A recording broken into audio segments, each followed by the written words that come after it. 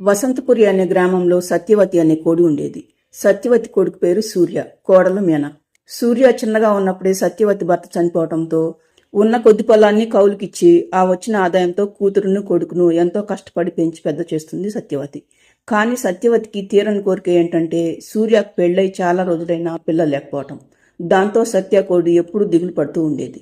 ఒకరోజు సత్య సూర్యతో, చూడు సూర్య, నువ్వు మీనా ఎన్నో గుళ్ళు తిరిగారు, వైద్యులకు చూపించుకున్నారు. ఇద్దరిలో ఏ లోపము లేదని వైద్యులు చెప్పారని నాతో అన్నారు. మీ ఇద్దరిలో ఎటువంటి లోపం లేకపోతే మరి పిల్లలు ఎందుకు పుట్టడం లేదు? మీరేమైనా నాతో అబద్ధాలు చెప్తున్నారా? నీతో అబద్ధం ఎందుకు చెప్తామమ్మా? ఆ వైద్యులు ఏం చెప్పారో నీతో మేము అదే చెప్పాము. మరి నీకు పిల్లలు ఎందుకు పుట్టడం లేదురా? నేను మీకు ఇదివరకే చెప్పాను, మళ్ళీ చెప్తున్నాను వినండి. నా భర్త చనిపోయేటప్పుడు నాతో ఒక విషయం చెప్పాడు. ఎప్పటికైనా నేను మళ్ళీ తిరిగి ఈ ఇంట్లోనే పుడతానని. అందుకే మీ నాన్న మనవడి రూపంలో పుడతాడని ఎదురు చూస్తున్నాను. కానీ ఎన్ని రోజులైనా నా కథ నెరవేరేలాగా లేదు. ఇక నాకు సహనం చచ్చిపోయింది సూర్య. పసిబిడ్డలు లేని ఇంట్లో నేను ఇక ఉండను. నేను మీ అక్క దగ్గరికి వెళ్తున్నాను. నెల రోజుల్లో మీరు తల్లిదండ్రులు కాబోతున్నారని నాకు శుభవార్త చెప్పాలి. లేకపోతే నీకు మరో పెళ్లి చేయడానికి కూడా నేను వెనుకాడను. ఇక నేను వెళ్తున్నానురా అని సూర్య మీనాలు చెప్పేది వినిపించుకోకుండా వెళ్ళిపోతుంది సత్యవతి. దాంతో మీనా, నన్నెంతో ప్రేమగా చూసుకునే అత్తయ్య ఏంటండి ఇలా మారిపోయింది? అసలు ఈవిడ మీ అమ్మగారేనా? తను మాత్రం ఏం చేస్తుంది మేనా? మనకు పిల్లలు లేరని ఊర్లో వాళ్ళని సూటిపోటి మాటలకు మా అమ్మ లొంగిపోయింది. ఊర్లో వాళ్ళ మాటలకు లొంగిపోవటం ఏంటండి? వాళ్ళు మనతో కూడా ఏదో ఒకటి వాగుతూనే ఉంటారు. అందుకని మీరు నన్ను వదిలేసి వేరే దాన్ని పెళ్లి చేసుకుంటారా? అబ్బా, మా అమ్మ ఊరు వెళ్ళిపోయినందుకే నాకు చాలా బాధగా ఉంది. ఇక నీ గోలాపు అని అక్కడి నుండి వెళ్ళిపోతాడు సూర్య. అలా కొన్ని రోజులు గడిచిపోతాయి. ఊరు వెళ్ళిన సత్యవతి తిరిగి రాదు.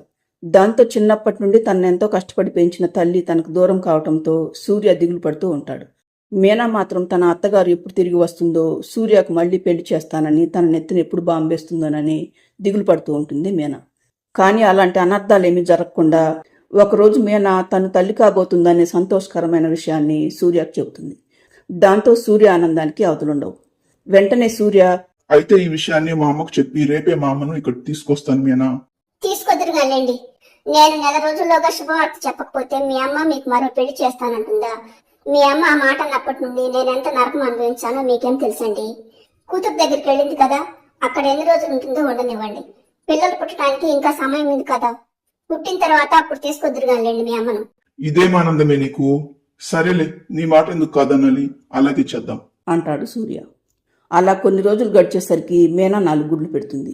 ప్రతిరోజు గుడ్లను చూసుకుని మురిసిపోతూ ఉంటారు సూర్య మీనాలు.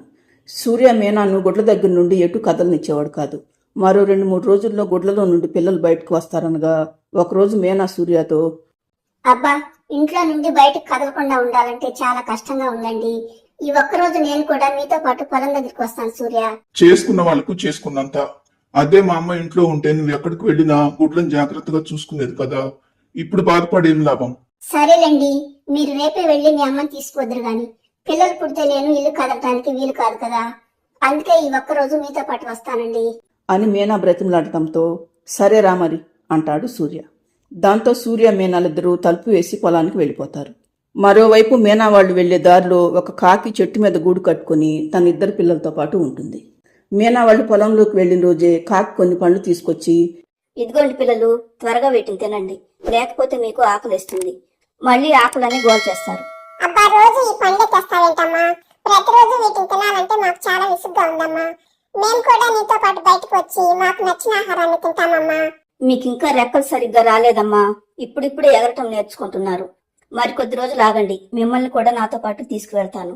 రేపు వేరే ఆహారం తీసుకొస్తాలే, ఈ పూటకు ఈ పండ్లు తినండి. తర్వాత తింటాంలేమ్మా అంటాయి కాకి పిల్లలు 2. ఇంతలో వర్షం పడటం మొదలవుతుంది. మీనా సూర్యాలు అప్పుడే పొలం దగ్గర నుండి ఇంటికి వెళ్తూ ఉంటారు. వర్షం పడుతూ ఉండటంతో వాళ్ళిద్దరూ చెట్టు కిందకొచ్చి నిలబడతారు. ఈ వర్షం ఎప్పుడు తగ్గుతుందో ఏంటోనండి. నేను మీ వెంట వచ్చానన్నమాటే కానీ ఇంట్లో ఉన్న గుడ్ల మీదనే ఉందండి నా మనసంతా. అనవసరంగా మీతో వచ్చాను, రాకపోయినా బాగుండేది.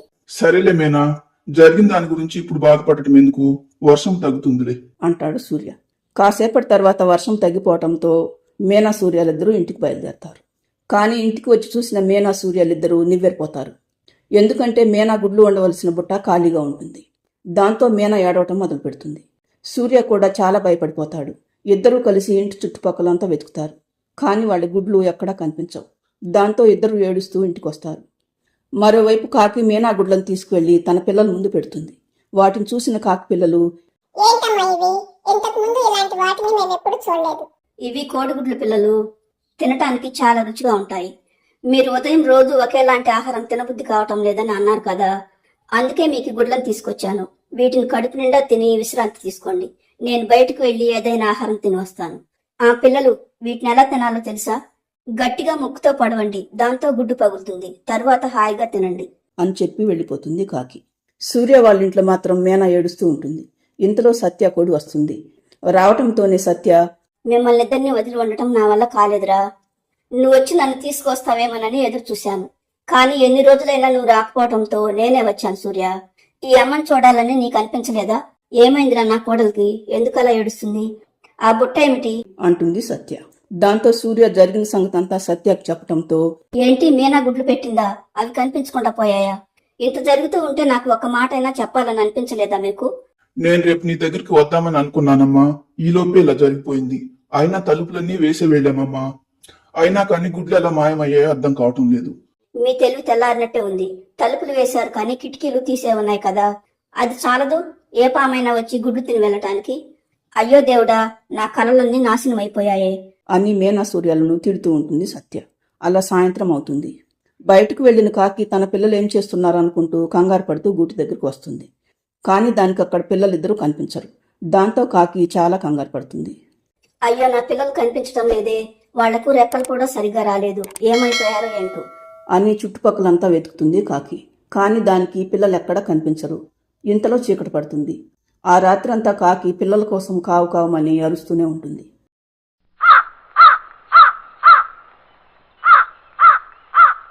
మరుసటి రోజు తెల్లవారగానే కాకి తన పిల్లలను తలుచుకుని ఏడుస్తూ చెట్టు కింద నిలబడి ఉండగా, అప్పుడు కాకి పిల్లలు 2 కోడి పిల్లలను తీసుకుని తన తల్లి దగ్గరికి వస్తాయి. దాంతో కాకి ప్రాణం లేచి వచ్చినట్లు అవుతుంది. నా బంగారు తల్లులు, రాత్రంతా ఏమైపోయారమ్మా? ఈ అమ్మ తెల్లవారులు మీకోసం ఎంతగా ఏడ్చిందో తెలుసా? నిజంగానే మా కోసం ఏడ్చావమ్మా? కడుపును పుట్టిన పిల్లలు కనిపించకుండా ఉంటే ఆ తల్లి పడే బాధ మీకెలా తెలుస్తుందమ్మా? రేపు మీరు పెద్ద అయ్యాక మీకు పిల్లలు పుడితే అప్పుడు నా బాధ మీకు తెలుస్తుంది. పిల్లలు కనపడకపోతే ఉండే బాధ గురించి అంత తెలిసిందానివి. పాప మా తల్లి కోడి గూట్లో నుండి గుడ్లను తీసుకొచ్చి మమ్మల్ని తినమని ఎందుకు చెప్పావమ్మా? అంటుంది కాకి పిల్లలో ఒకటి. తన కూతురు అలా అడగటంతో కాకి అవాక్కైపోతుంది. మాట్లాడేంటమ్మా? పిల్లల మీద ప్రేమ నీకేనా, ఆ కోడికి లేదా? నిన్న ఆ కోళ్ళు 2 చెట్టు కింద నిలబడి మాట్లాడుకుంటూ ఉంటే నీతో పాటు మేము కూడా విన్నాం. కాసేపు గుడ్లను వదిలిపెట్టి వచ్చినందుకే ఆ తల్లి ఎంతగానో కంగారు పడుతూ ఉంటే చూశాం. మరి శాశ్వతంగా ఆ తల్లికి బిడ్డలను దూరం చేస్తే ఎలా తట్టుకుంటుందమ్మా? అందుకే పిల్లలు దూరం అయితే తల్లి పడే బాధ మీకు తెలియాలని రాత్రంతా మేము నీకు దూరంగా ఉన్నాం. మేమెక్కడికి పోలేదమ్మా. ఆ కనిపించే చెట్టు వెనక ఉన్న త్వరలోనే ఈ కోడి పిల్లలతో పాటు రాత్రంతా ఉన్నాం. రాత్రే ఇవి 4 గుడ్లలో నుండి బయటకు వచ్చాయి. తల్లి కోసం పాపం ఇవి రాత్రంతా ఏడుస్తూనే ఉన్నాయమ్మా. వెంటనే వీటిని తీసుకువెళ్ళి వాళ్ళ అమ్మకి అప్పగించరా. మేము నేను తీసుకురమ్మన్నది గుడ్లను కాదమ్మా, ఏవైనా గింజలు తీసుకురమ్మని అని కాకి పిల్లలు అనటంతో తన పిల్లల తెలివికి మంచితనానికి కాకి ఆశ్చర్యంతో పాటు సిగ్గుతో తలదించుకుంటుంది. నన్ను క్షమించండి పిల్లలు, నేను చాలా పెద్ద తప్పు చేశాను. నా కళ్ళు తెరిపించారు. ఇప్పుడే వెళ్ళి ఈ బుజ్జి కోళ్లను వాళ్ళ అమ్మకి అప్పగించి వస్తాను అని కాకి కోడి పిల్లలను తీసుకుని మీనా వాళ్ళ ఇంటికి వస్తుంది. కాకితో పాటున్న కోడి పిల్లలను చూసిన సూర్య, మీనా, సత్యాలు అయోమయంలో పడతారు. అప్పుడు కాకి మీనా వాళ్ళతో, నన్ను క్షమించండి అమ్మా, నేను పెద్ద తప్పు చేశాను. నిన్న మీరు చెట్టు కింద నిలబడి గొడ్ల గురించి మాట్లాడుకుంటుంటే విన్నాను. నా పిల్లల ఆకలి తీర్చడం కోసం మీకంటే ముందే వచ్చి కిటికీలో నుండి మీ గుడ్లను తీసుకుని వెళ్ళాను. కానీ ఏ పిల్లల కోసం అయితే మీ గుడ్లను తీసుకువెళ్ళానో వాళ్లే నా కళ్ళు తెరిపించారు. మీ పిల్లల్ని మీకు అప్పగించమని నన్ను పంపించారు. వీళ్ళు రాత్రే పుట్టారమ్మా. మీ పిల్లల్ని మీరు తీసుకుని నన్ను క్షమించండి అని చెప్పి మీనా వాళ్ళు షాప్లో నుండి కోలుకోకముందే వెళ్ళిపోతుంది కాకి. ఇక లేరనుకున్న తమ పిల్లలు కళ్ళ ముందు నిలబడి ఉండటంతో మీనా, సూర్యాలు తమ కళ్ళను తామే నమ్మలేకపోతారు. సత్యకైతే ఒకేసారి 4 పిల్లలను చూసి పట్టరానంత సంతోషంగా అనిపిస్తుంది. కొసమెరుపు ఏంటంటే అందులో 3 ఆడపిల్లలుండగా ఒకే ఒక మగపిల్లవాడు ఉంటాడు. దాంతో తన భర్త మళ్లీ పుట్టాడు అనుకున్న సత్యకోడి మరీ సంబరపడిపోతుంది. అలా సూర్య, మీనాల కుటుంబం పిల్లలతో కళకళలాడుతూ ఉంటుంది. ఫ్రెండ్స్, స్టోరీస్ చూస్తున్నారు, లైక్ చేస్తున్నారు, కానీ ఛానల్ని సబ్స్క్రైబ్ చేసుకోవడం లేదు. ప్లీజ్ సబ్స్క్రైబ్ చేసుకోండి.